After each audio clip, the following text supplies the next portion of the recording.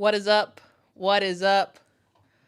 What is up, awesome people of the internet? Hope y'all are doing well. Hello, hello, hello. Happy Thursday, everybody. Happy Thursday. It is a great day to be alive and a great day to talk about some women's basketball, guys. On today's show, we're going to first start off talking about the expansion draft, which rules are released for that this week. And we're going to talk about that, what this means, answer some questions that you all have. And then we are going to get into a preview of day 3, or I should say game 3 of the WNBA semifinals. Will the New York Liberty sweep the Las Vegas Aces? Will that happen? We'll talk about it. Also, the question of the day really is what will happen with the Minnesota Lynx and Connecticut Sun. They were going at it, definitely going at it in game 2. What will game 3 have to offer? We will get into that as well. So hope y'all are doing well. Thank y'all so much for joining, and sorry for being a little bit late. As y'all know, I make my slides and then I keep changing, and the stream is about to start, and I'm like, oh no, I want to make more changes.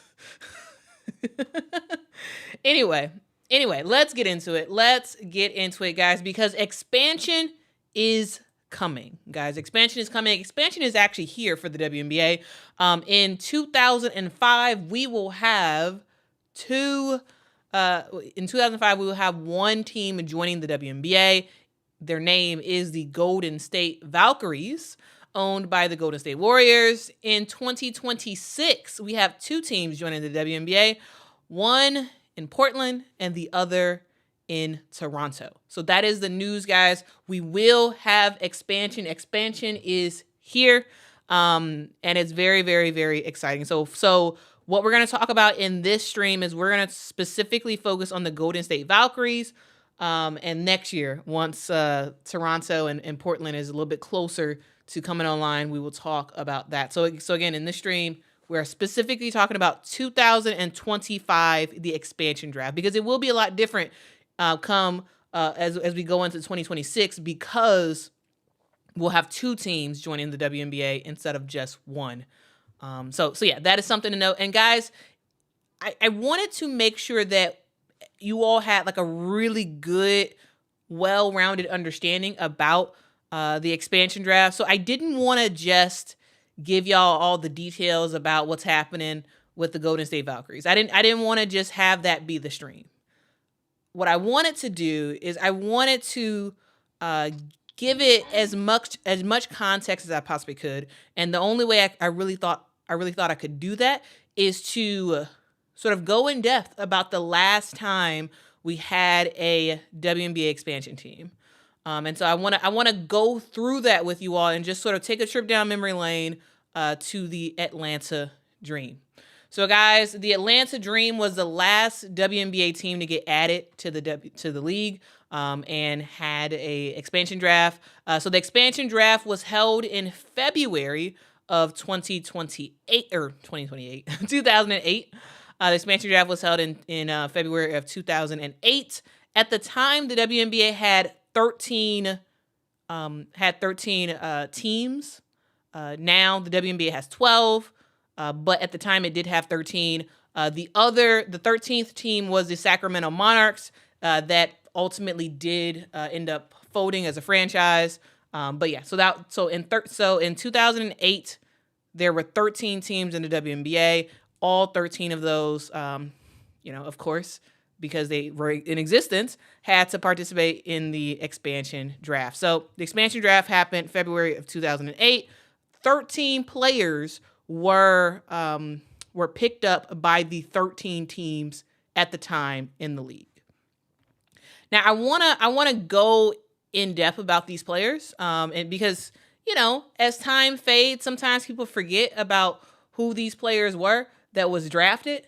And I want to go through this because as we sort of go through the names of the players who were drafted, as we go through like what specifically happened with the Atlanta Dream, keep this in the back of your mind as you're sort of thinking about, okay, what could happen with the Golden State Valkyries? Like, what decisions could they be thinking about as their GM thinks about drafting players, right? So kind of have this in mind as we go through this, okay? So again, the draft was held in February of 2008, and 13 players were picked up. And I want to go through some of the players that were picked up. Carla Thomas was picked up by the Chicago Sky. Erica DeSouza was picked up by the Connecticut Sun.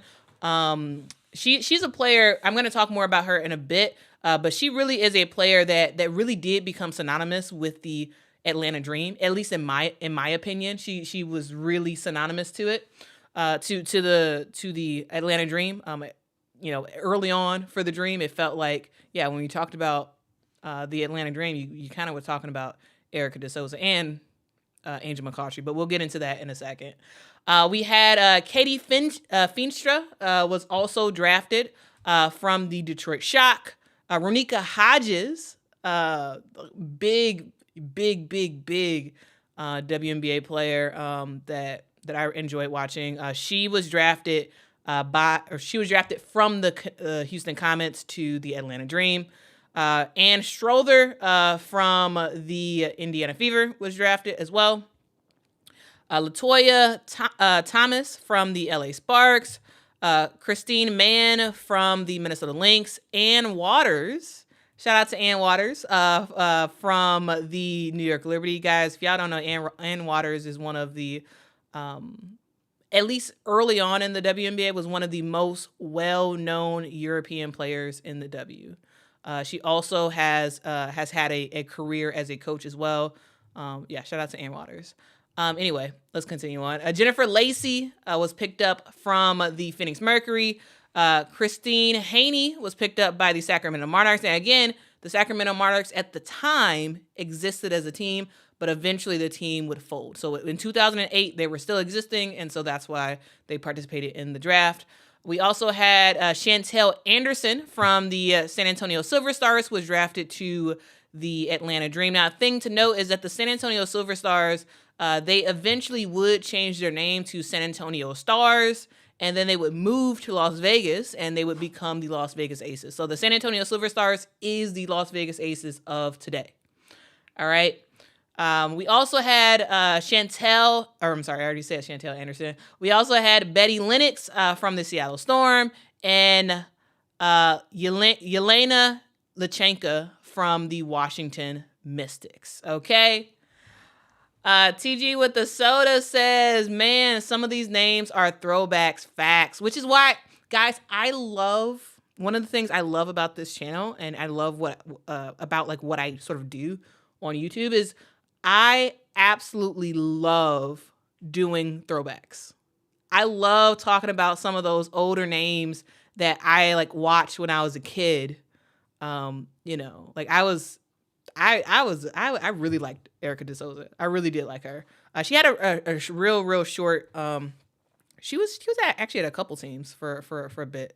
But I love going back and looking at names of players of the past who was rocking out in the WNBA, and also I think it serves as a blast from the past from the older folks who've been with the league for a long time. And also for some of the newer people who are just becoming fans of the WNBA, I think it serves as a reminder that the WNBA is, yes, while it's still a very, very young league, it's still not that young. There are some legends. There are some players who were doing a thing back in the day. And yes, let's talk about the newer players. Let's talk about what they're doing, but also let's give some love to the older players as well. And that's what I love to do that on this channel. So that's what I'm always going to do that. I'm always going to shout out to the older players, who really did pave the way for the league. All right. So those are the players that were drafted by the Atlanta Dream during the expansion draft. A thing to note, guys, is that trades were a thing. So you can do trades related to the expansion draft. And here are some of the trades that happened. There were 3 trades in particular that the Atlanta Dream decided to do. 3 trades. Now, one trade, probably the one of the bigger trades that they did was they traded the 4th overall pick. So a thing to note, guys, is that for the 2008 expansion, when the Atlanta Dream joined, they had the expansion draft, and they also were given the 4th pick in the upcoming draft, right? And so in the 2008 draft, they had a 4th pick for the regular draft. This is not the expansion draft. But what they decided to do was trade that 4th pick and also trade Ronika Hodges to the Seattle Storm in exchange for the Seattle Storm's 8th pick and veteran guard Izzy Castro Marquez. Y'all, does anyone remember Izzy Castro Marquez? Anybody remember her? I love going back in time and looking at these names. I'm like, because it bring back like memories of these players. It's kind of cool. Anyway, let's continue on. There was a second trade that happened. The Atlanta Dream traded their 18th pick and LaToya Thomas to the Detroit Shock in exchange for second-year guard at the time, Ivory Latta, guys. Ivory Latta. Do y'all remember Ivory Latta? Ivory Latta probably was my favorite. Definitely one of my favorite ACC players back in the day. Like, definitely one of my favorite. Yeah, she was absolutely doing her thing. She's actually a commentator right now, which is kind of cool. She's a player. She played at North Carolina and was straight up baller. But she came in the WNBA with a lot of fanfare. The Atlanta Dream wanted that. They wanted that sort of ACC connection. They wanted the ability to sort of build their franchise off of a name like Ivory Latta. And so they traded for her, which was, smart move. We also had a third trade where the Dream acquired the 24th overall pick from the Indiana Fever in exchange for agreeing to not select specific unprotected Fever players. Now, here's the thing. At the time that this expansion draft happened, players can, teams were able to select certain players that were protected. What this third trade was that the Indiana Fever, they did not want. Yes, they had a certain number of protected players that they could protect from the Atlanta Dream, but there were more players that they wanted to protect that they just didn't have space for. So what they said was the Indiana Fever was like, okay, we don't want you to select like these specific players. We don't want you to select them. So what we'll do is if you do not select one of those players, we will give you the 24th pick in the upcoming regular WNBA draft. And so they exchanged hands, signed on the dotted line, and that's what happened, right? The Atlanta Dream did not select specific players from the Indiana Fever in exchange for a regular draft pick. And the reason why I'm saying this is because I think it's possible that we may see this happen for the Golden State Valkyries. That is the reason why I'm calling out these specific trades, is because we could absolutely see something like this happen for the expansion draft for the Golden State Valkyries, okay? We probably will see a situation where a team wants to protect more than just 6 players. And they say something like, hey, okay, if you don't select these players, we will give you XYZ draft pick, right? So that's why I'm calling this out. Okay? All right. So that's what happened with the Atlanta Dream. They become a team in 2008. They have their expansion draft in February. There's the regular draft that happens later on.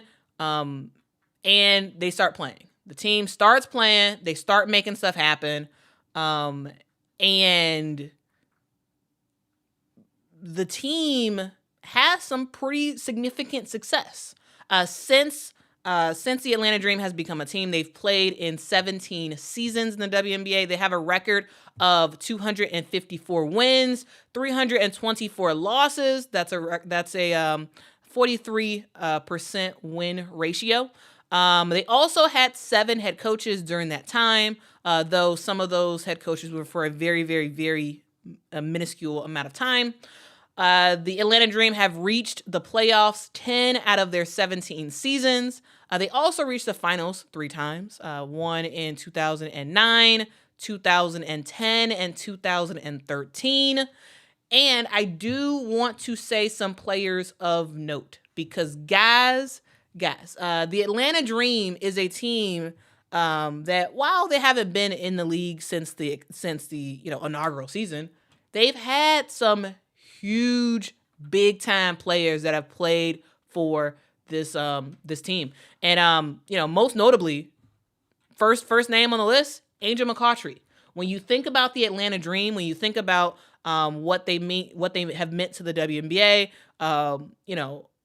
number one on the list just about every single time and just about every single stat is the best player, in my opinion, to ever play for the Atlanta Dream. Her name is Angel McCoughtry. Angel led the team in minutes played. She led the team in field goals. She led the team in free throw attempts. She even led the team in personal fouls. Like she led the team in points, total points scored, in steals. Angel McCoughtry in assists. When you think about the Atlanta Dream and when you think about what they were able to do, Angel McCoughtry's name is just about everywhere in the record books for the Atlanta Dream. So I wanted to specifically call that out to say that while this Golden State Valkyrie team is new and while they're about to start to sort of create their dynasty, we will get to a point where we have players that are like very synonymous with the Golden State Valkyries, similar to players who were very synonymous with the Atlanta Dream. So definitely number one on that list of like players who are like, yes, this is a dream player. That's Angel McCoughtry. Of course, also is Tiffany Hayes. Tiffany Hayes, as y'all know, currently plays for the Las Vegas Aces. She's a player who spent a lot of time with the Atlanta Dream, and is also one of those players who, like, when I think about the Atlanta Dream, I also think about Tiffany Hayes. She is a player who had actually retired from the WNBA and decided to unretire from the WNBA, and is currently playing with the Las Vegas Aces. She likely will win the Sixth Woman of the Year award. I believe that is why the WNBA has not announced that yet. It is because we will see her announced as the Sixth Player of the Year tomorrow. That is my estimation. We will see if that actually happens. I believe that will happen. But when we think about, Tiffany Hayes, what did she do when she was with the Atlanta Dream? She shot 3-pointers. She led the team in Atlanta Dream record books right now. Tiffany Hayes has the most 3-point field goals of any player in Atlanta Dream history, guys. While Angel McCoughtry's name is just about everywhere, you also do see Tiffany Hayes' name sort of spattered within the history books for the Atlanta Dream. We also had Sancho Little. I don't know how many people really know who Sancho Little was. She was a post player in the W, and the thing about her was that Sancho Little could kind of do a little bit of everything. You can count on her to rebound. You can count on her to get some putbacks. You can count on her to play some defense. She could just kind of do a little bit of everything, which was kind of cool. She ultimately did play a lot of had a lot of minutes with the Atlanta Dream and whatnot, and so I did want to specifically call her out because Sancho Little is a player who did not win a bunch of awards, right? That wasn't the case for her, but she had a very, very, very long career in the WNBA, and was a player who was pretty impactful for her team. She played for Atlanta for a long time. She also played for the Houston Comets, and she played for the Phoenix Mercury for a hot second. Yeah, Sancho Little is one of those players who, when you look back at the history books, a lot of people probably won't call her name out that much, right? Of course, for defense, people call her name out, but other than that, people don't really, call her name out like that. And I just want to specifically highlight Sancho Little because I thought she was awesome. Okay. All right. Let's continue on. We got Erica De Souza, who's also a player of note, in my opinion, for the Atlanta Dream. Erica De Souza is a Brazilian player.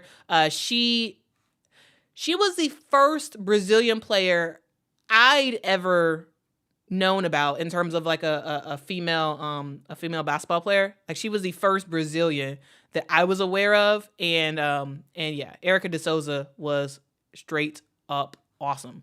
She still is in the history books for the Atlanta Dream with total field goal percentage. Over her career with the Atlanta Dream, Erica De Souza shot 53% from the field, which is kind of cool.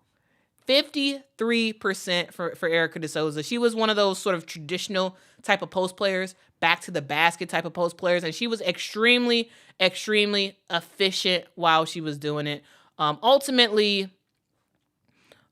guys, she I would say was a pretty huge player for the Atlanta Dream when she was on the roster. But I did just want to specifically call her out as well because she spent several seasons with the Atlanta Dream. She was also with the San Antonio Silver Stars. She was with the Connecticut Sun. So yeah, she was also with the Los Angeles Sparks for just a hot second. All right. Shoni Schimmel. I had to talk about Shoni Schimmel because Shoni she was not in the WNBA for that long. Shoni Schimmel, if y'all don't know her, Showtime Shoni, I was a ginormous fan of Shoni Schimmel.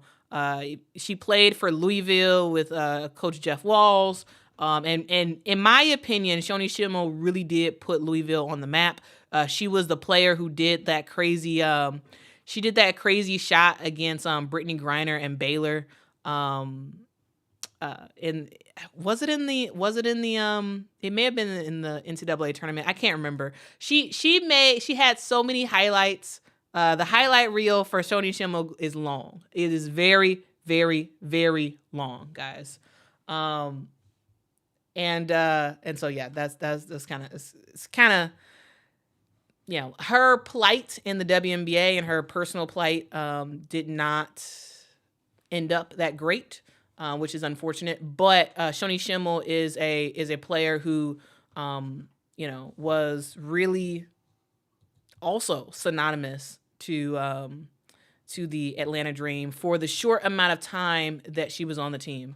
She was only in the WNBA for about 4 years, and in that time, she only spent 2 years with the Atlanta Dream. But she did make a big impact, right?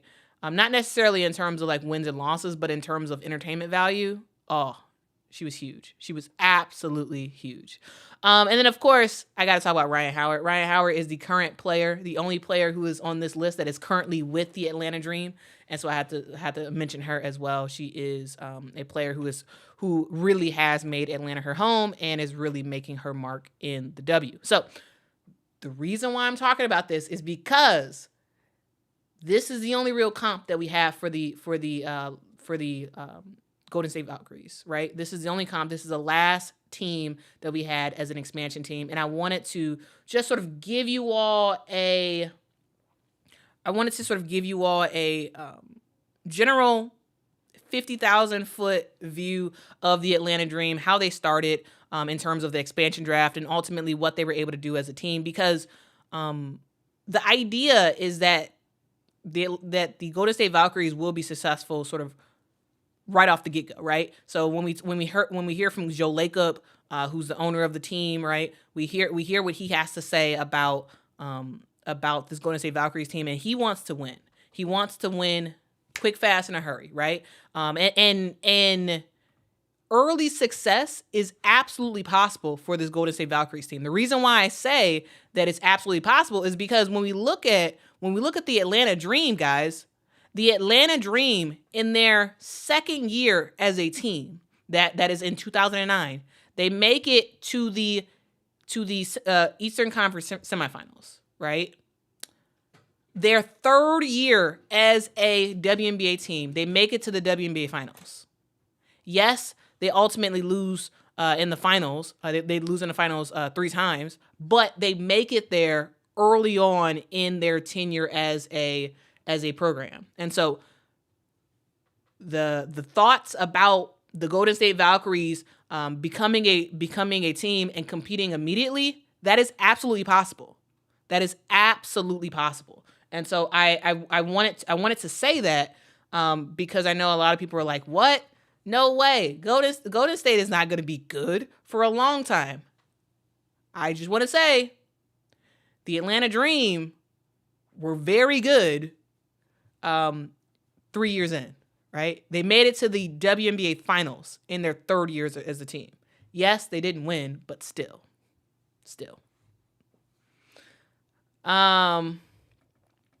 Jay says Joe Lacob is absolutely insane. So if someone can make it happen, that'll be him.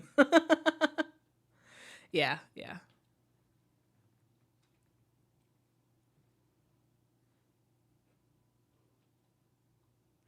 All right, let's continue on. And guys, so that is my quick history lesson for the day. We are done talking about the Atlanta Dream, but keep this in mind as we go through the rules for the 2025 WNBA expansion draft, all right?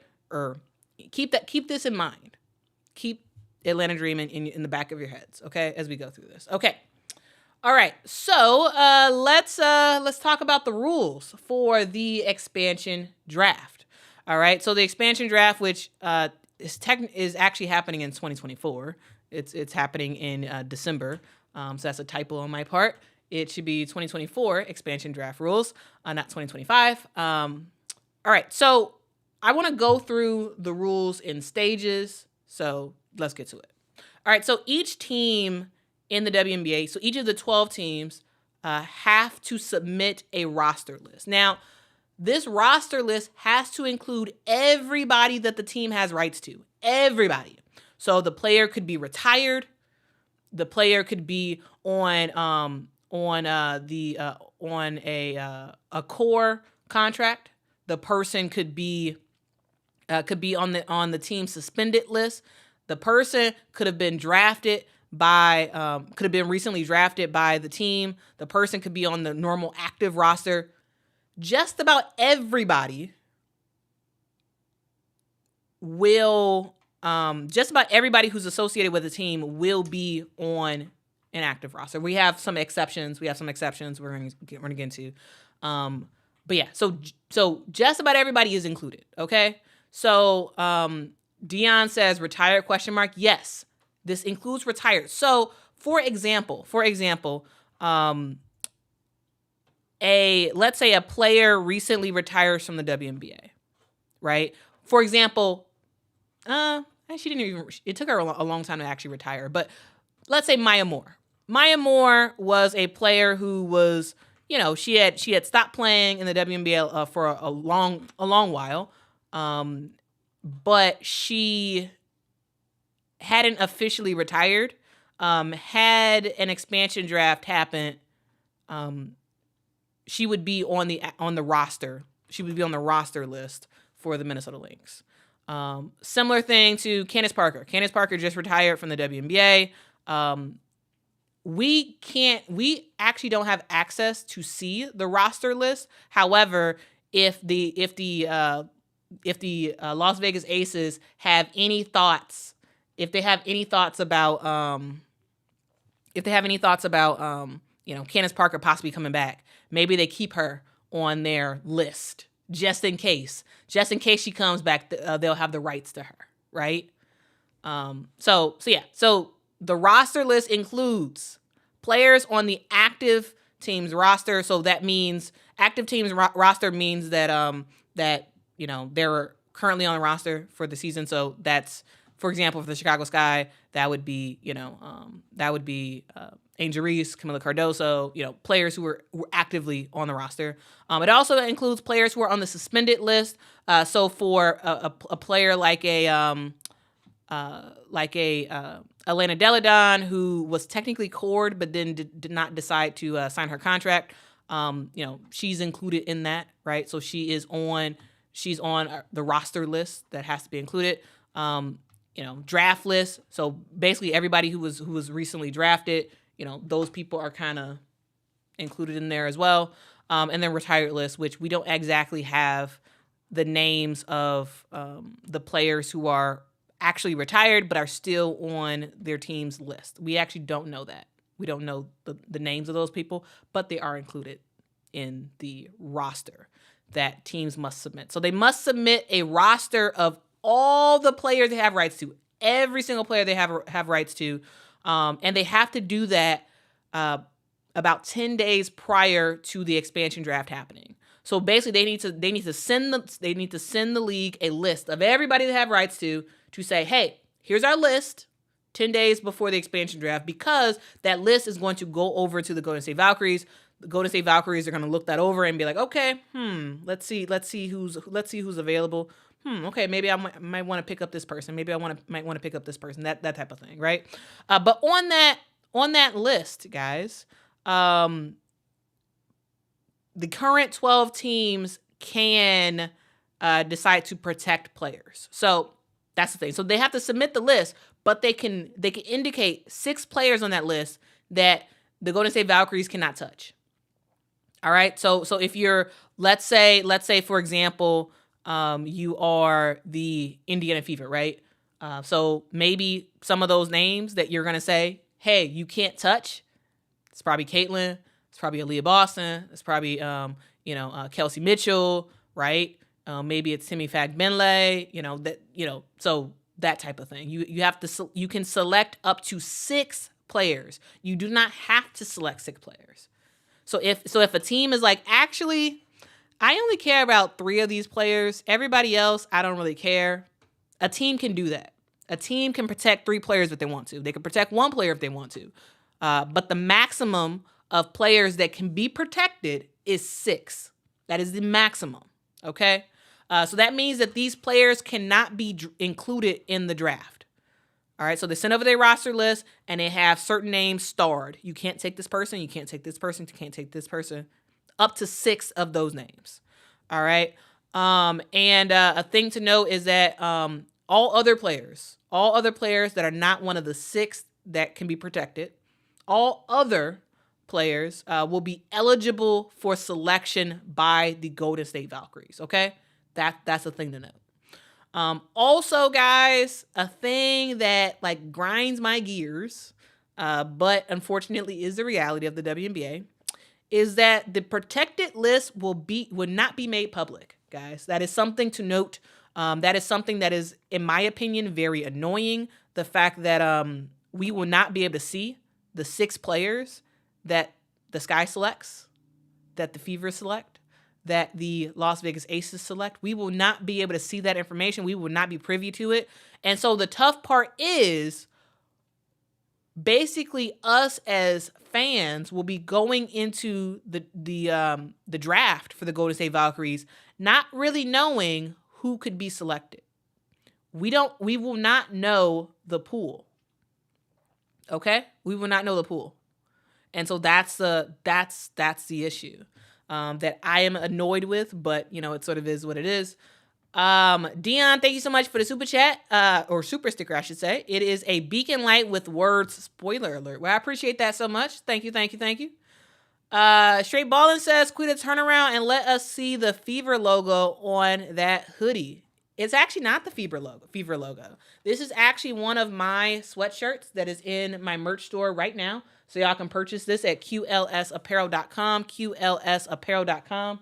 Here, I'll show you. I'll show you the back of the sweatshirt. Y'all see it?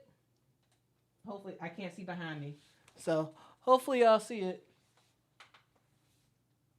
It's a For the Love of the Game sweatshirt. So y'all can purchase that at qlsapparel.com, qlsapparel.com.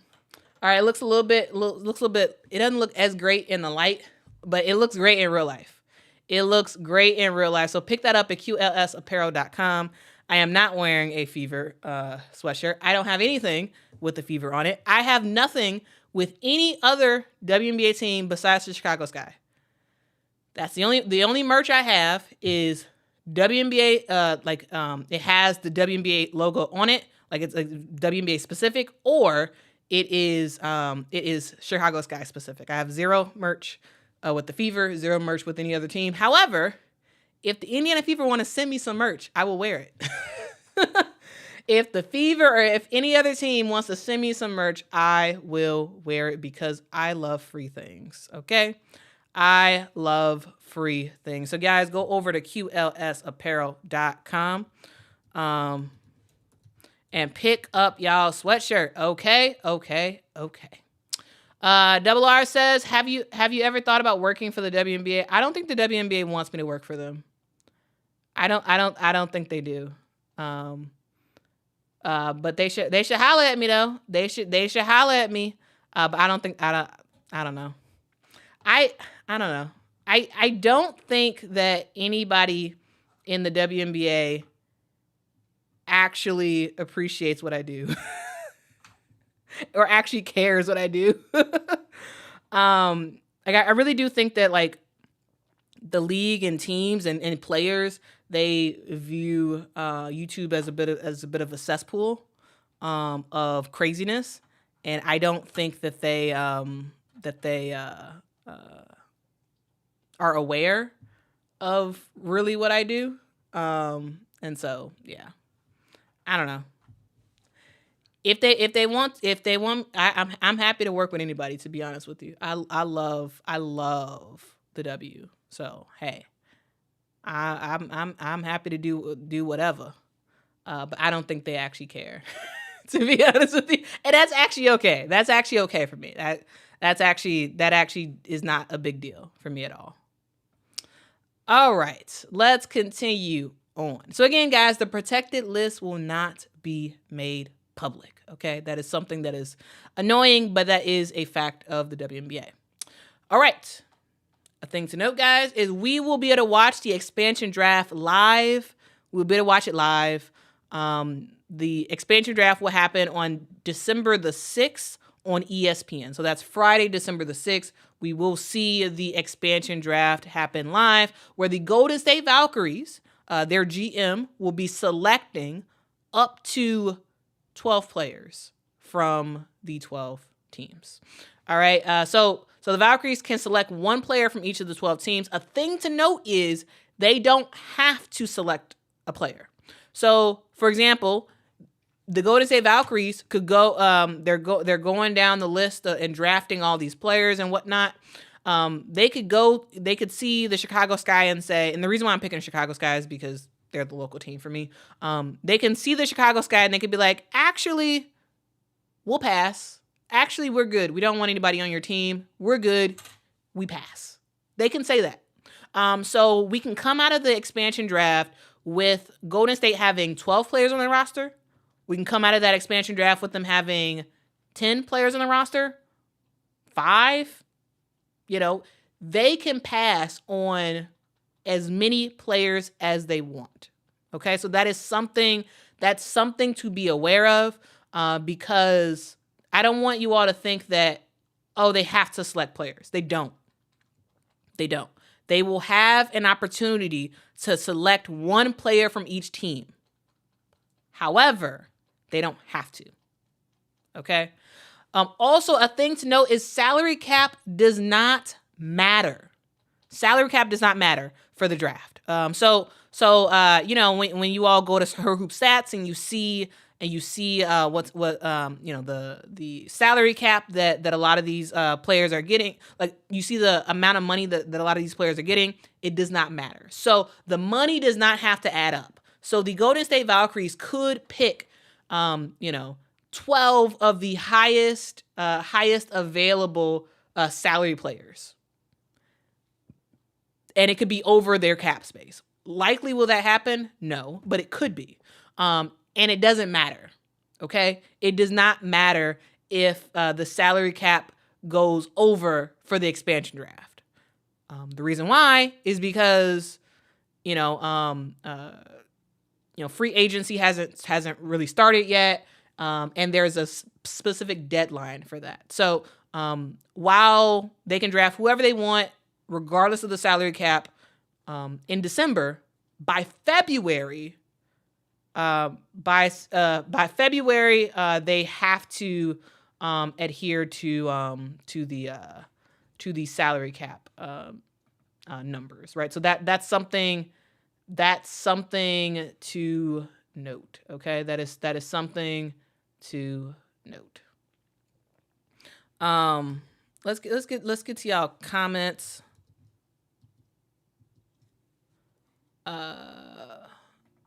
Let's get to y'all comments and see what y'all have to say.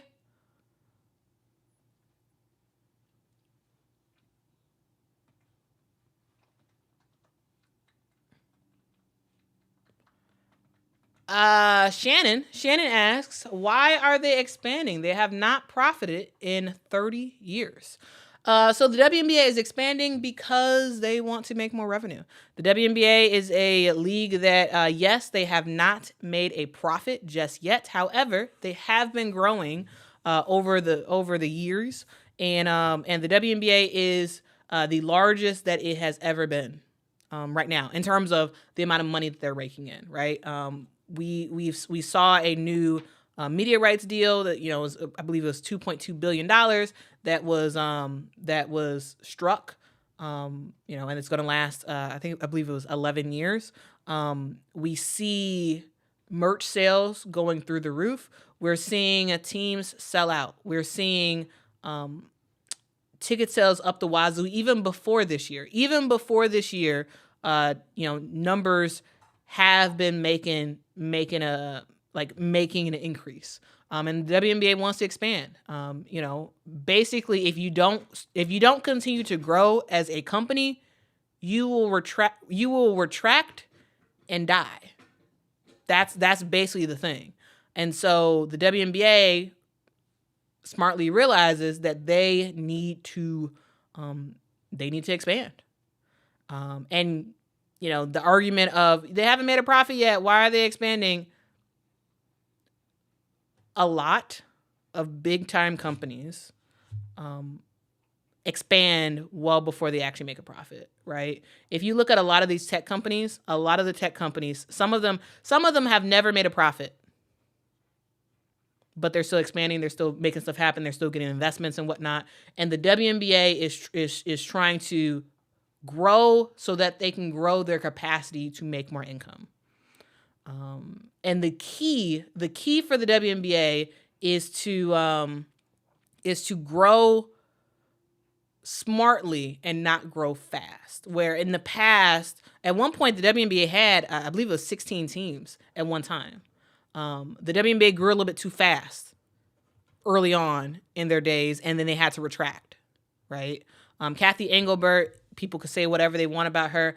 I do think that she's doing this expansion very, very smartly, and she's being cautious with it, and she's taking a slower approach, where you're not expanding crazy fast. You're trying to expand smartly in markets that make a lot of sense, in markets that even if a downturn happens, that they will support this new WNBA team, and so that's something to note. So I don't know if I wanted to answer your question because I know a lot of people actually get mad at people who ask that question, but I think it's a valid question. I really do think it's a valid question, and I think it deserves a actual answer. So that is my attempt, Shannon, to answer your question.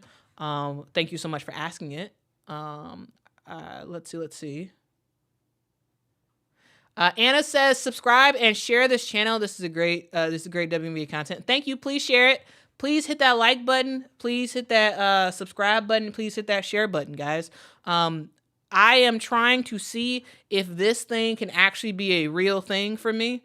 So the only way that can actually happen is if you all actually support this channel. That really does help a lot. You can support the channel by joining on Patreon. Link is in the description. You can support by getting merch from the merch store, qlsapparel.com. You can support the channel by giving a super chat or a super sticker. You can support the channel by hitting the like button. You can support the channel by subscribing to the channel. And you can help the channel out by sharing this with someone who loves women's basketball, okay? It really does help out the channel a lot. A lot. Coco Bean says, do you ever want your own ESPN show? Sure. I mean, I like the idea of having some sort of like show.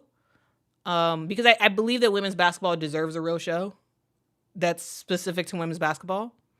There is a WNBA show that appears during the WNBA season on NBA TV. I forgot the name of that show. It's WNBA Weekly, or I don't know. It's some sort of show, but it's not as it doesn't cover the college game. And also a lot of times I feel like it's way too short, way too short, to really go in depth about the WNBA and its players and whatnot. I think that would be great. But I don't know. I would love for that to happen. I don't think it's likely to happen. So I don't want to, I refuse to get my hopes up about anything like that, but I think it would be really cool. I think that would be really, really, really cool. About expansion, FM says you have to spend money to make money. Facts on facts. I think that is an absolute true statement, FM. Absolute true statement. All right. Farrell says, would you ever want to own your own WNBA team? Yeah, that'd be cool. Yeah, I think I would like that. But if I did, I feel like I wouldn't be able to talk about other teams because then that would be tampering. I think that's what they call it. That would be called tampering. So yeah, that's a thing. All right. Anyway, let's continue on talking about the WNBA expansion draft and what is happening on that front. Okay. And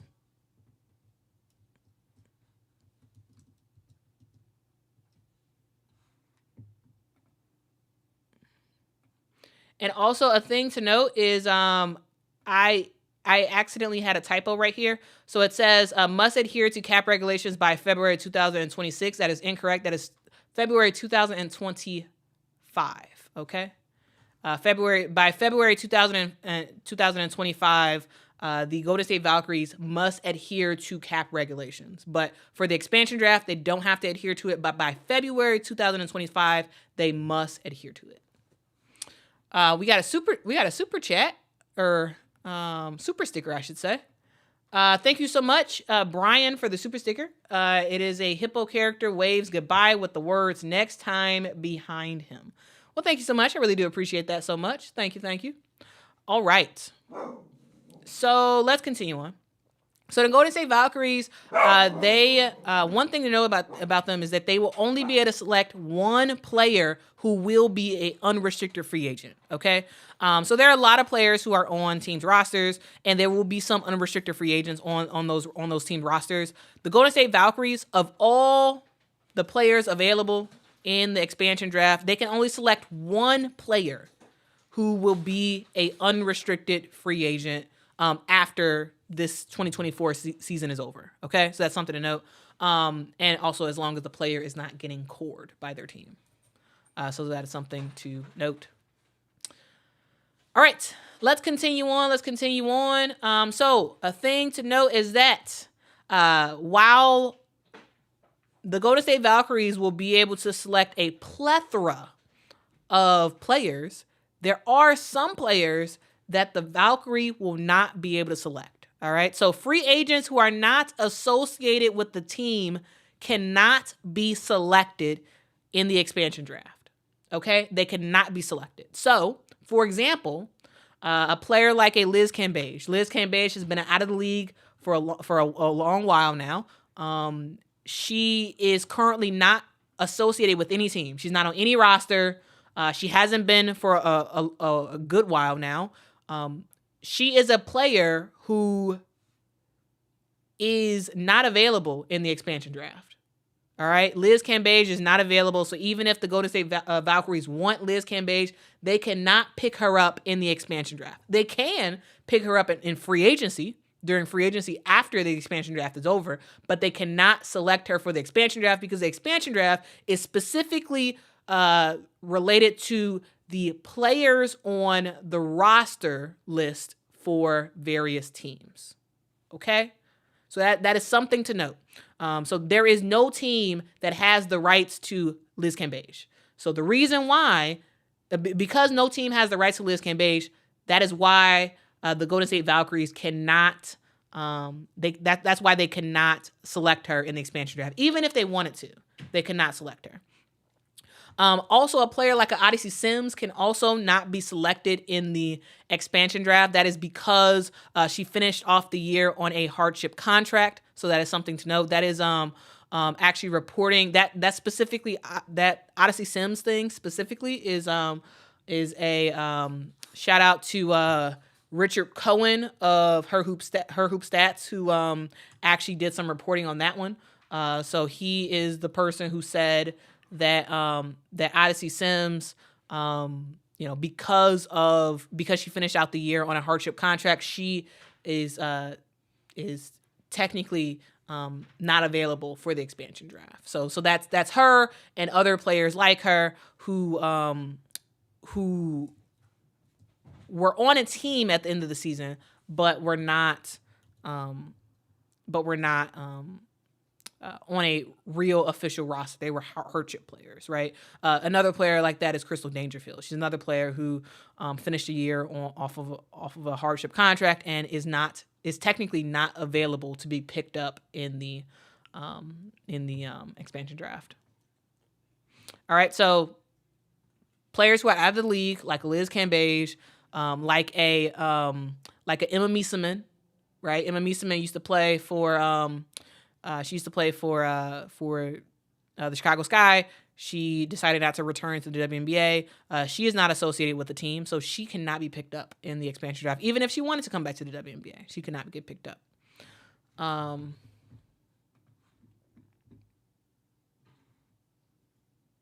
right. Tasha says, do you see Liz and I assume you mean Taya Cooper coming back with these expansion teams? I don't see Liz Cambage ever coming back to the WNBA. Could she? Sure. I believe she was recently at a WNBA game. I can't remember which one it was. It may have been a Sparks game. I can't remember actually, but I believe I remember seeing her in the crowd at a recent WNBA game. I don't see her ever coming back to the WNBA. Now, Taya Cooper, yeah, it's possible. Yeah, I think it's possible for Taya Cooper. Hopefully, she plays in Athletes Unlimited again this year, and really just continues to up her game because the expansion teams may have room for her. So that's something to note. I could see her coming back. I can't see Liz Cambage coming back. All right, let's get into trades. So you know how I talked about earlier in the stream, I talked about the Atlanta Dream, and I talked about how they had trades, right? When they expanded. There is a possibility for trade. So here is the official rules from the WNBA about trades. All right, so they said that the Golden State Valkyries are able to make a trade with existing teams. And here are the two types of trades that they can do.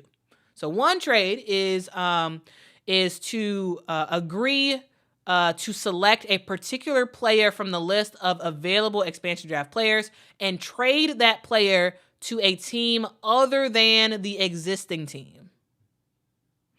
Or you can, or there can be an agreement to select or not select a particular player from such trading teams of available expansion draft players. That is a whole lot of gobbledygook, but what it means is that if the Golden State Valkyries, they could do a trade with, again, let's say the Chicago Sky, and we could see them say that, they make a trade with the Chicago Sky, and the Golden State Valkyries agree to not select. The Sky picks 6 players they want to protect, but they're like, actually, we have more than 6 players we want to protect. So we'll make a trade with you. Don't select this person, and we will give you something. Whereas, again, let's go back. Let's go back to the Atlanta Dream data back when in 2008, when the Atlanta Dream became into existence.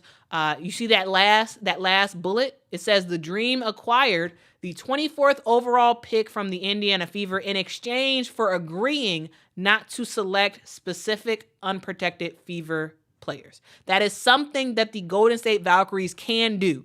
They can end up trading a they can end up getting a draft pick, a regular regular draft pick in exchange for not selecting certain players. So that is something that can absolutely happen. Will we see trades for the Golden State Valkyrie for the expansion draft? Probably. I think we see at least one trade. At least one trade. All right. So I did also see people, not necessarily in this chat, but like in general, ask about the regular WNBA draft. So the WNBA draft, which is the regular sort of college draft that happens in April, that is going to happen as normal. However, we do not know specifically where the Golden State Valkyries fall in the regular WNBA draft. So that is something to note. Now, when the Atlanta Dream joined the WNBA, they got the 4th pick in that year's WNBA draft. We don't know just yet what pick the Golden State Valkyries will get. If they'll get, I think it's possible that they'll likely get that 5th pick. I think they'll likely get the 5th pick in the WNBA draft, but we'll see. We'll ultimately see what happens. But that has not been released yet. So there is no news about where exactly they will land, basically. All right. Now, the question I have for you all is who will be selected? So we kind of talked about the rules, about, what's happening on that front. Who will be selected, guys, in the expansion draft? Now, I put 2 particular players on the screen here because I want to talk about these players, right? So we have, on one side we have Elena Delle Donne with the Washington Mystics, and then on the other side we have Nilissa Smith. Now, to me, these are the 2 players who are the most up in the air talented player. Like, where will they land, right? When we think about Elena Delle Donne, the reason why I put her on here is because Elena Delle Donne is a player who was technically, she was cored by the Washington Mystics last year. All right, the Mystics wanted Elena Delle Donne to stay with their team. They decided to core her, and she didn't like it. So instead, the core actually did not go through for Elena Delle Donne last year. Not last year. For the 2024 WNBA season, Elena Delle Donne was cored. She didn't like it. She decided not to sign the core contract. So she did not play at all. She did not play a second of WNBA basketball this year. So because of that, the core does not count. And the Washington Mystics have the ability to core Elena Delle Donne again. The question that's on my mind is, will they do it? Will the Washington Mystics core Elena Delle Donne again, knowing that she does not want to continue with this team? That's the big question. Do you core a player like Elena and ensure that she does not go to the ensure that she doesn't go to the Golden State Valkyries, because if you core a player, they can't get picked up. So if the Washington Mystics were to core Elena Delle Donne, the Valkyries can't pick her up. So that's a thing. They could also just include her on their normal. They can also include her on their normal sort of protected players list. So that's something to note. A thing that you all have to have in mind is player teams don't love the idea of just giving away a player for nothing. So that's something that's going to be a huge thing. So it's possible that if Elena's like, yeah, if you core me again, I'm going to sit out another year. I'm not going to play for the Washington Mystics ever again. She could put the Mystics in a situation where they agree to a trade with the Golden State Valkyries. For example, a trade could be that the Golden State Valkyries trade their, let's say, 5th pick in the WNBA draft, in the regular WNBA draft. Let's say they trade their 5th pick for Elena Delle Donne to be brought over to the Golden State Valkyries. They could do something like that. Now, will that happen? I think something has to happen with Elena Delle Donne. Elena's not returning to the Washington Mystics. It seems like she's made it clear that she doesn't want to. And so the Washington Mystics need to figure out some sort of trade, likely with the Golden State Valkyries, to get some sort of value for Elena Delle Donne. Because the idea that they end up getting nothing and she just gets picked up by Golden State or by another team would just be wild. So the Washington Mystics can core Elena. I don't think they do. I think they figure out some sort of trade to get Elena to go somewhere that she actually wants to go. And in return, they get a draft pick or 2. I think it's possible that'll happen. Number 2, I have NaLyssa Smith on here. The reason why is because I don't see a situation where NaLyssa Smith ends up still with the Indiana Fever next year. She's gone. She's already posted her sort of farewell message, all that stuff. So the question is, do you protect NaLyssa Smith, or do you leave her unprotected so that the Valkyries can just pick her up for nothing? That's the question that the Indiana Fever need to figure out, right? Because a player like a NaLyssa Smith, she's way too valuable to give up for nothing. And it leads me to believe that maybe there will be another trade in play. Like I really do think it's possible for Elena Delle Donne to possibly go via a trade. I also think it's possible for NaLyssa Smith to go from the Indiana Fever to the Valkyries via a trade. Now, if I'm Lynn Dunn, that's what I'm doing.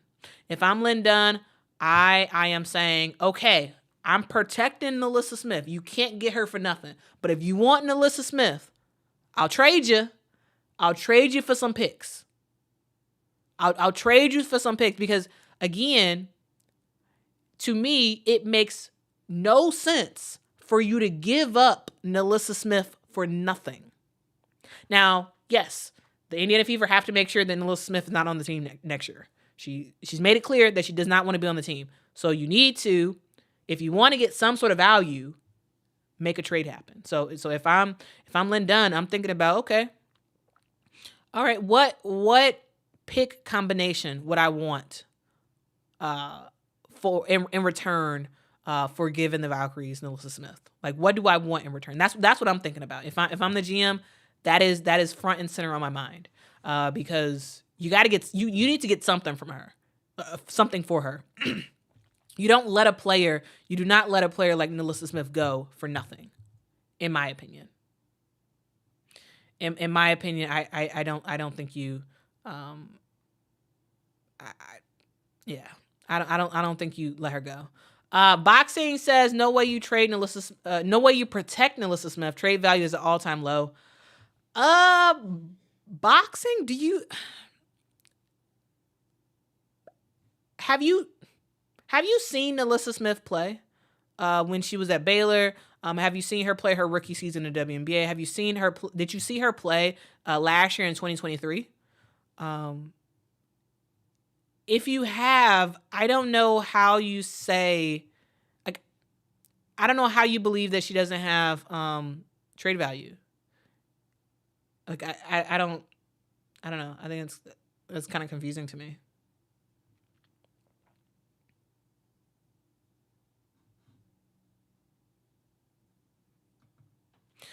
Jay Hamilton says Quita Indy is not getting more than a second round pick for Nalissa Smith. Well, I'm saying it's better than nothing. Now, if it's like an Atlanta Deladon, yeah, you getting a first round pick. Now, I say you need to get some picks. You need to get some picks, either for this upcoming WNBA either for the 2025 WNBA draft or for the 2026 WNBA draft. You need to get stuff in return for Nalissa Smith. It would be foolish to leave her unprotected and get nothing. Okay? Truly, guys. If this is the only year you've ever watched Nalissa Smith play, you haven't seen enough. You haven't seen enough. You really haven't. So I'm just saying, you got to get something for her. Got to. Don't leave her unprotected. Because otherwise, when she starts balling next year for her new team, which likely will be the Golden State Valkyries, then you're going to have egg on your face. Like, oh, we got nothing for her. Well, yeah. Protect her. Use her as trade leverage. Okay? But it seems like a lot of people disagree with me in the comments, and that's cool.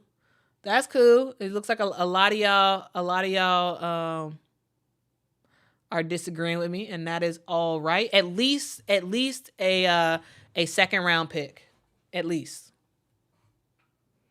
Second round, and I would say second round for 2025 and maybe second round for 2026. Like two types of trades. I don't know. I'm not sure about it. If the Golden State Valkyries do have the fifth pick in the WNBA draft, I don't know if the Valkyries trade Nalissa for that, because you just don't really know who's coming out for college, and so do you run that risk of losing out on a future franchise player by trading away that fifth pick? That's a hard thing. So I would trade it away for Atlanta Deladon for sure if I'm Golden State. And for Nalissa Smith, I would have some sort of combination of a couple second round picks. But definitely don't trade her for nothing. Don't trade her for nothing, because if you do, that's foolish. Just saying. Just saying. Oh, Missy, I really appreciate that. Missy says no channel has creative content like yours. Love it. Well, I appreciate the support. Salute to you. Appreciate the support. Y'all out of engines that make this channel go, and I really do appreciate it. Truly. I actually have the reason why I've been doing these streams so late is, one, I've been finishing work really late. My regular job really late, and then I sit down on the couch and I'm like, okay, what would be interesting to do today? What would be interesting? I usually have an idea of the content I want to make. For example, today I wanted to talk about the expansion draft, and I wanted to talk about Game 3. But I was like, okay, well, how do I do this? How do I couch this? Because I don't want to just make it a normal, okay, here are all the rules and all this other stuff. But how do I make it interesting? And so I started going and like looking at the history of the W and like figuring out, okay, well, what do I want to do? Idea. What about the Atlanta Dream? They were the last team to become a WNBA team. And so then I started digging and started like finding out like researching random stuff and like building a thing and saying like, oh, they did trades. Well, maybe, like I could make that like a correlation, like, okay, here's what's possible for a team to do. Right. And so I try to like think about, okay, what do I want to talk about and how do I actually make it interesting for someone that's like me would actually be interested in the content. So that's kind of what I think about or try to think about. Not all my stuff is interesting. I try to make it interesting as much as I can.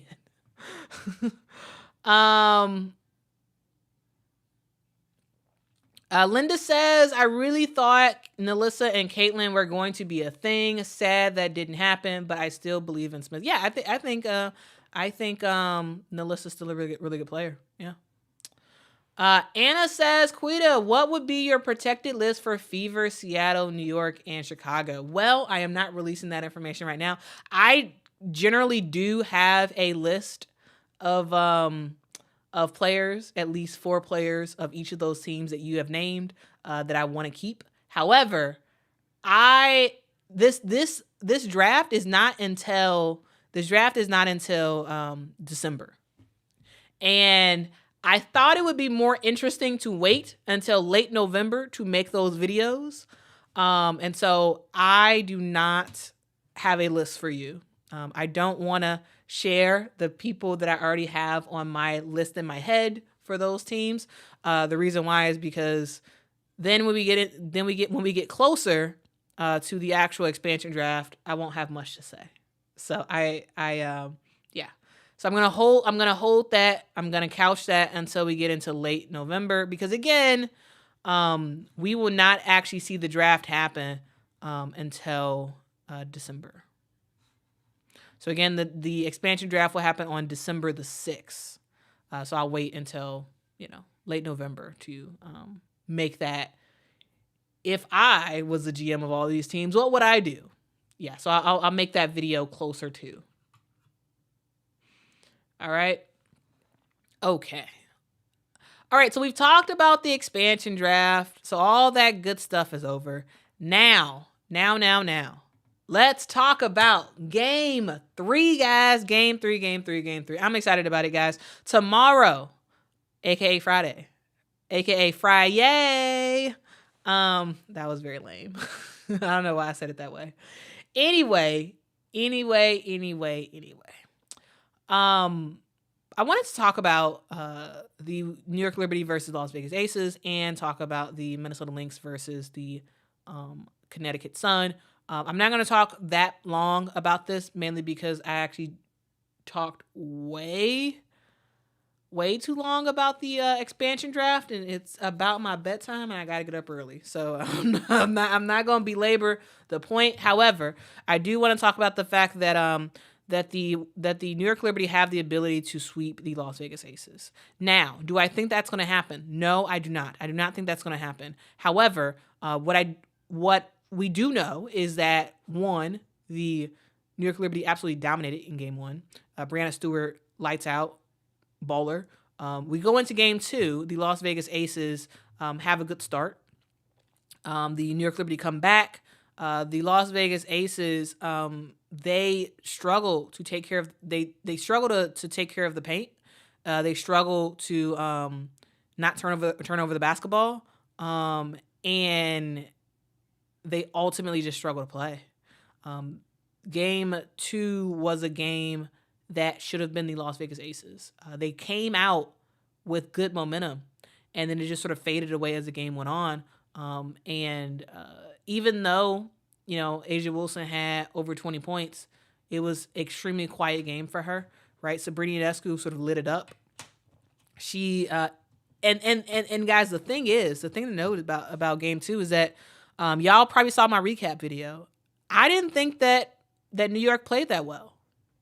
Yeah, Sabrina played great, but everybody else, I didn't think they had as good of a game as they had in Game 1 at all.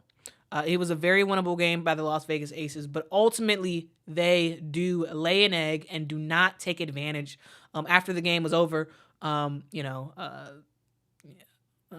Becky Hammond had some stuff to say about the team and about their just will to win and their hunger and drive for the game.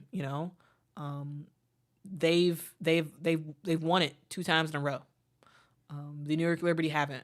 They're on that road to try to get that win. They're hungry for it. They crave that championship.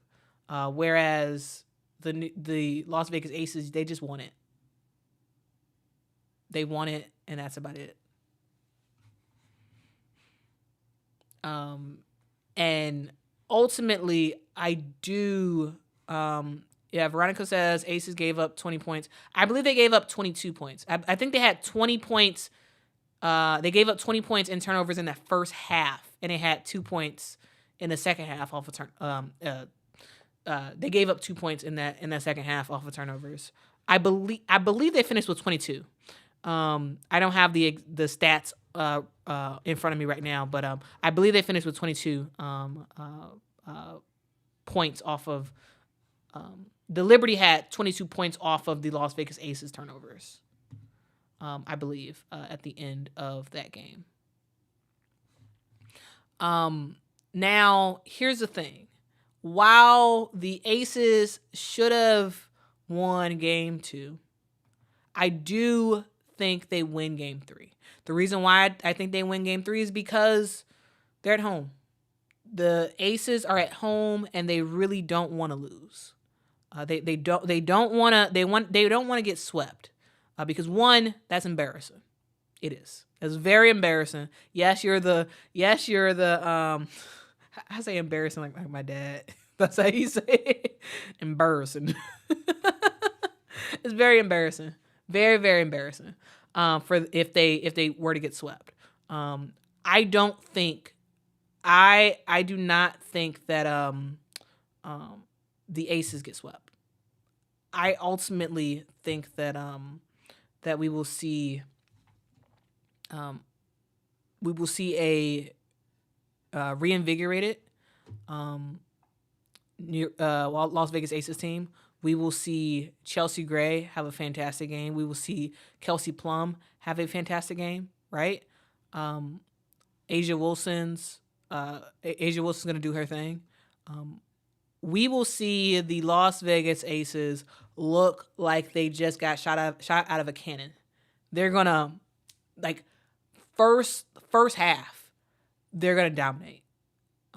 So I do think that the Las Vegas Aces are gonna ultimately win Game 3 by, probably, I'm saying at least 10 points. I'm saying they're gonna win Game 3 by at least 10 points, maybe more than that. I don't see a sweep. I don't see a sweep because in my head, I just don't see how the Aces don't win at least one, right? I don't see it. Now, could it happen? Absolutely. Yes. The Aces could get swept. Absolutely. Do I think it's realistic? I actually don't. I don't think it is. I don't think it is. I think we will see Alicia Clark back in the starting lineup for the Aces. We will see her get off to a big start like she did in Game 2. In Game 2, I think she had like two 3-pointers in the first quarter alone, and she had a really good start on that front. I don't think Megan Gustafson really plays. I think we will. That's my alarm. I think we will see if Megan Gustafson plays, she may play 2 minutes, not much. We'll see the starters basically play their entire game with Alicia Clark in the starting lineup instead of Kia Stokes. Kia Stokes will probably get, 10 minutes max in the game. We will see Sydney Colson make a short appearance in the game, but nobody else on the bench will play for the Las Vegas Aces, in my opinion. Becky Hammond, yes, she played the bench early in the season. She did. She played the bench early in the season, and a lot of people were surprised. Becky's playing the bench. The reason why is because she kind of had to because of injuries. right? She had to play. The bench players. Now that you know, the team is relatively healthy, she's not playing the bench. Megan Gustafson, while I do believe that Megan Gustafson should get minutes, because yes, Megan Gustafson is a liability on defense. She is. But she could do more than Kia Stokes on offense. And so if you time it right, you could make it work. If you time it right, you can make it work. Oh, she is out. I'm sorry. Kia Stokes is out. Yeah. Thank you, Bree. Yeah, she does have a concussion. Kia Stokes, she got a concussion in game 2. I believe it was her going head to head with Jonquel Jones. I believe like the ball was floating out of bounds. She knocked heads with Jonquel Jones. It was a foul called on Kia Stokes, which I thought was wild. That was they called a loose ball foul on Kia Stokes, but that was not a foul. Kia Stokes that was not a foul at all by Kia Stokes. But yeah, she did get out of the game, and she did ultimately end up with a concussion. She will not be available. So they'll probably have to play Megan Gustafson at least for a hot second. But yeah. That is the thing to know. Yeah, they bumped Jonquel and Kia bumped heads, and it was a foul on Kia. And I was, guys, in game 2, I don't know about y'all, but did y'all think that the Aces, there was some messed up calls against the Aces in game 2? I don't know. I'm just saying. Like there was a couple calls in game 2 that I was like, what?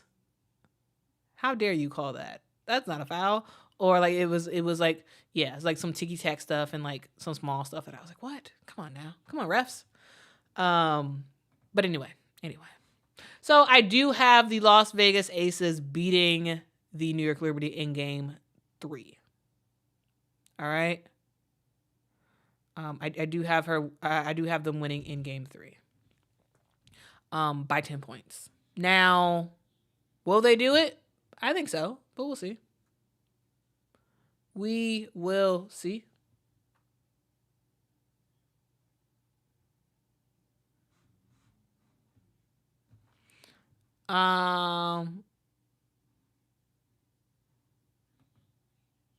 Danny says, for sure home court advantage was working overtime.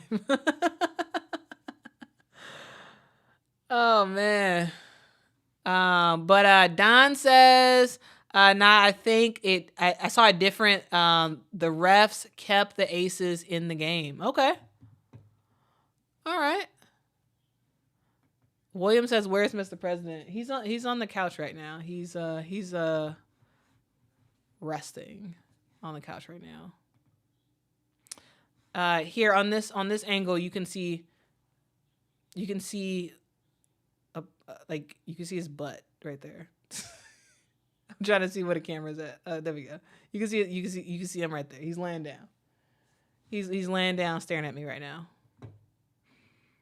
But that is where Mr. President is. Y'all are very invested in the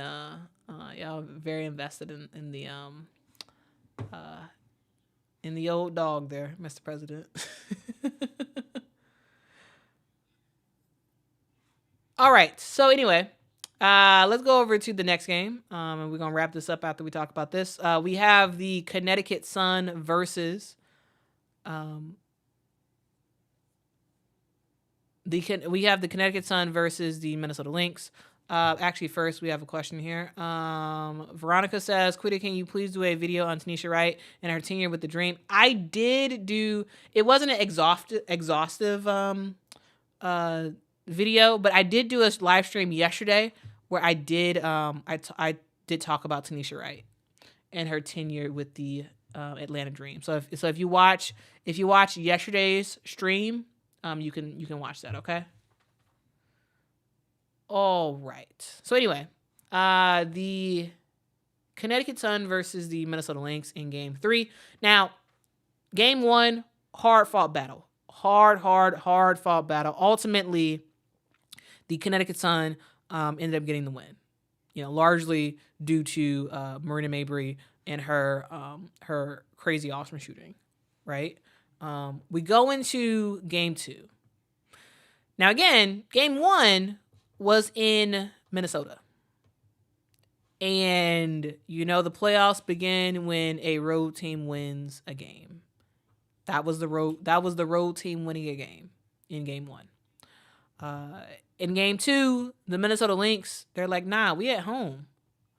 We're at home, and we just got embarrassed at home. We are a very good home team.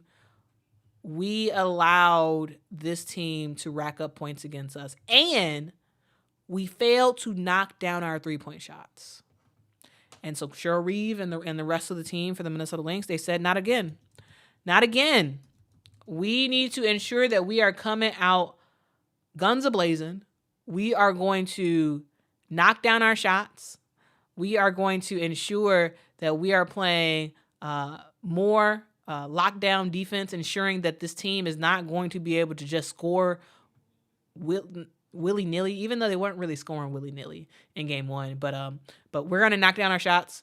We are going to be aggressive. It was like, be aggressive, be aggressive. Like that was if there were cheerleaders at that game, that's what they would be saying out the whole game, because players are getting after it. All right. We saw Marina Mabrey and several players for the Minnesota Lynx kind of get into it.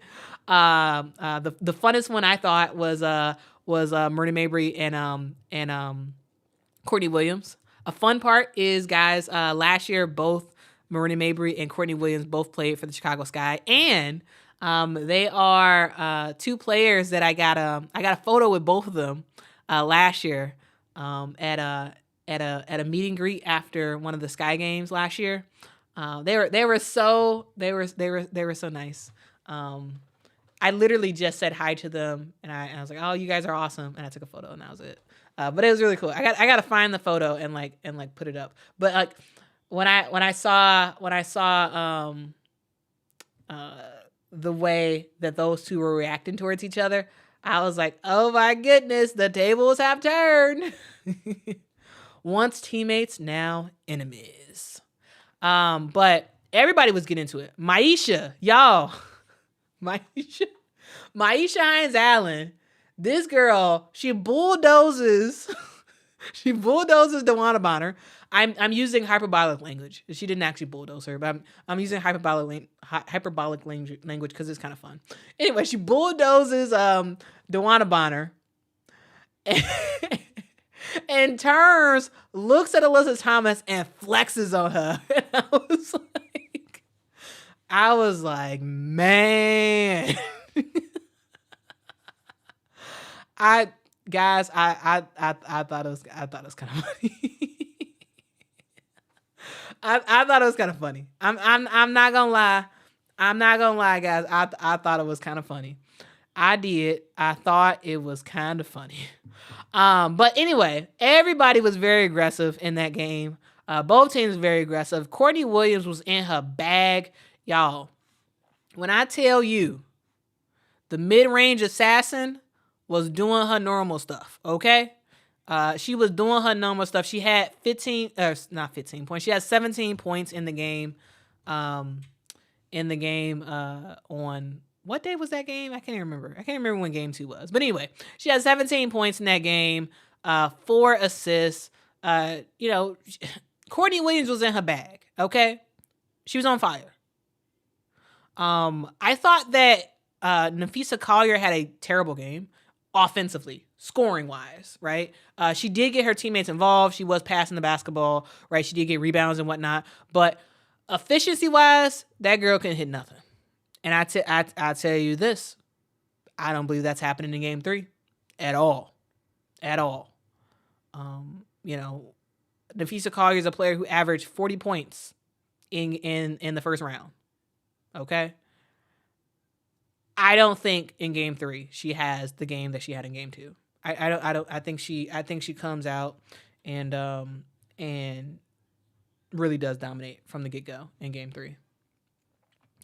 Anna says, AT looks so exhausted from carrying the team. Yeah, because she is.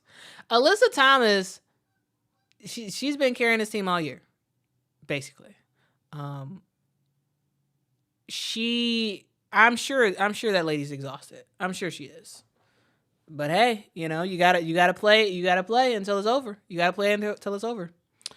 But yeah, anyway, it was a hard fought game. Definitely of the 2 games, the Lynx versus the Sun was probably the most entertaining because it was the most physical. They were getting after it. Ultimately, the Lynx were able to win that game and tie up the series 1-1.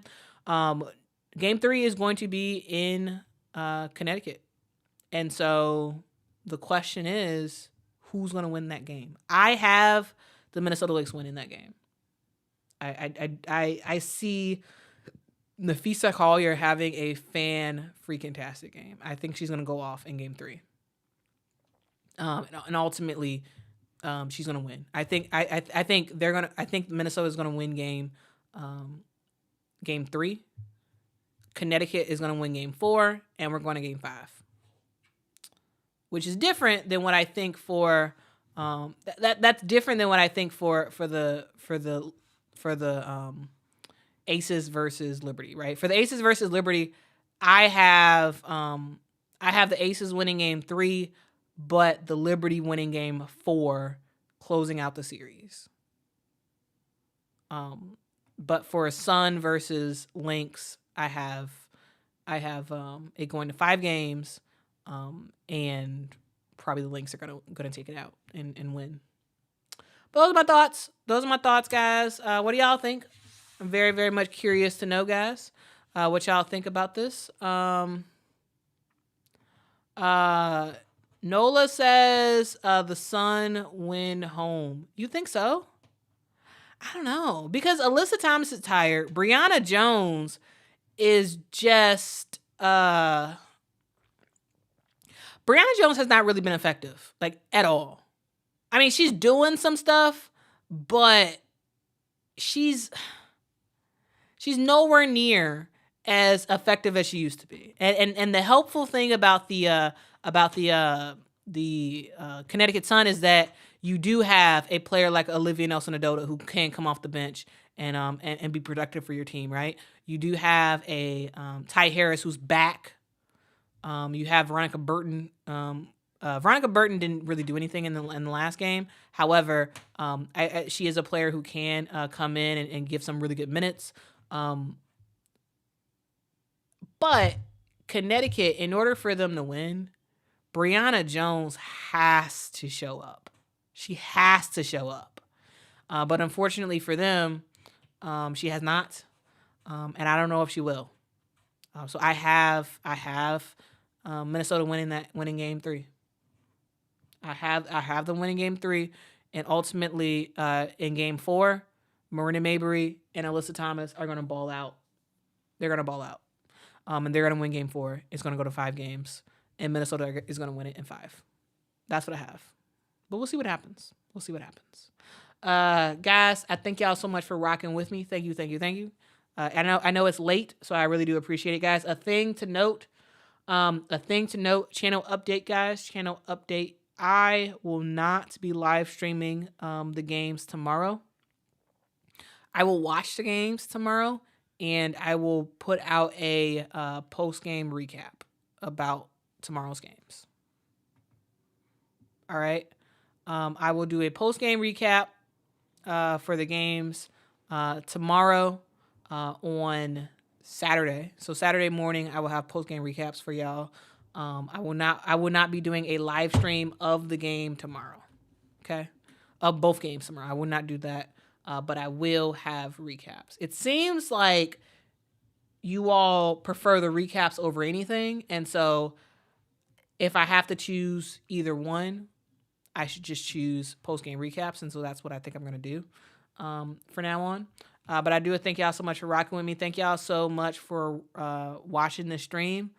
for making it this far. If y'all have made it to the end of the stream, y'all are some real ones. I appreciate y'all so much. Guys, y'all know what this channel is all about. This channel is all about, this is sort of like a women's basketball infotainment kind of YouTube channel. It's a channel that, gives y'all a bunch of information about the game of women's basketball, analysis, history lessons, all that random stuff. But it's also meant to be in a way that is actually somewhat entertaining, right? A place that feels approachable to you, a place where you feel like you belong and you are sort of welcome in this space. That's the hope of this channel, and so hopefully you feel that way. If you do, please let me know by hitting that like button.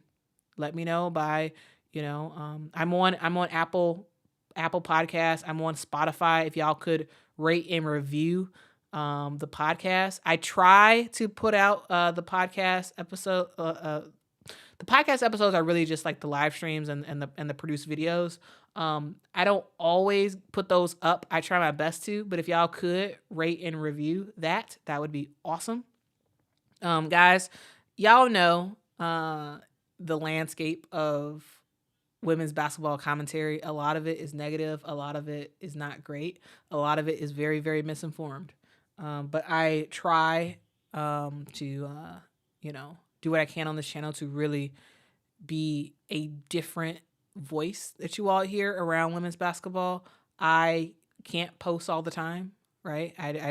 Unfortunately, I don't have a lot of time to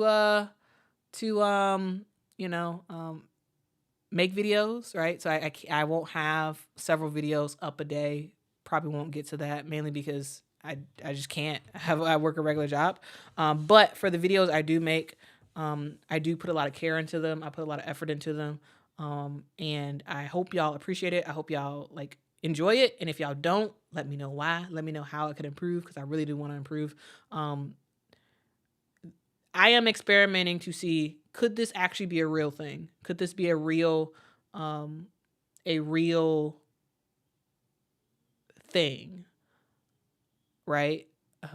Is it possible for someone to do right by women's basketball coverage and actually make a living with it without having to work at a big network?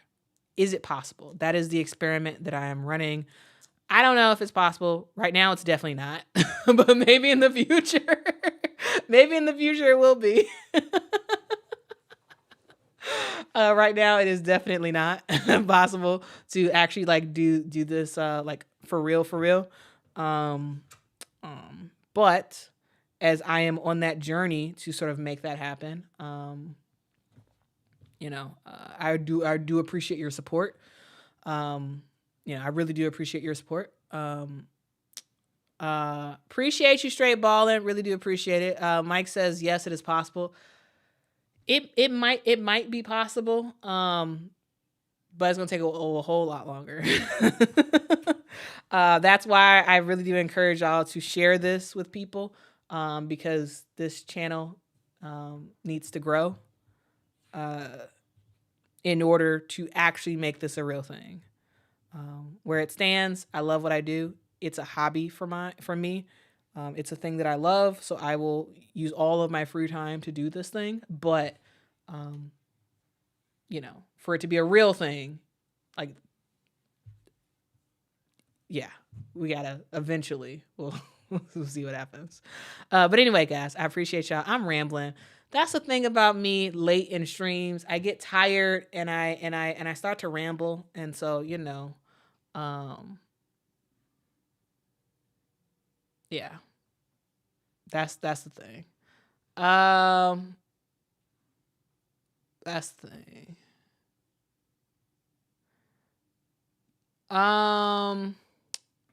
Candy says, Quita, did you agree to go on that guy's podcast channel? I don't know. What guy? Someone did email me about going on their podcast, and I gotta respond back. But I don't know.